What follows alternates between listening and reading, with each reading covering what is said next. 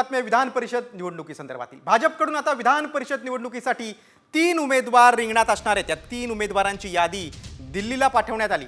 विधान परिषदेच्या 5 जागांपैकी 3 जागा भाजप लढवणार असल्याची सूत्रांची माहिती आहे। भाजपकडून दादाराव केचे, अमरनाथ राजूरकर आणि माधव भंडारी यांना संधी दिली जाण्याची शक्यता आहे।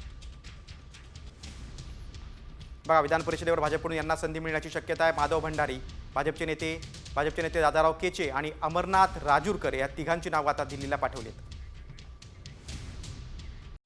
कॉमस्कोर नुसार आता isakal.com आहे देशातील नंबर 1 ची मराठी न्यूज वेबसाईट। प्रत्येक अपडेटसाठी isakal.com ला नक्की भेट द्या।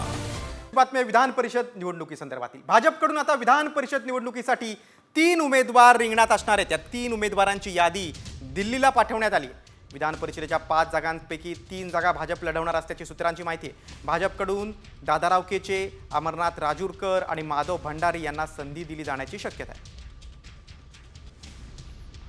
बघा, विधान परिषदेवर भाजपकडून यांना संधी मिळण्याची शक्यता आहे। माधव भंडारी, भाजपचे नेते दादाराव केचे आणि अमरनाथ राजूरकर या तिघांची नावे आता दिल्लीला पाठवलीत।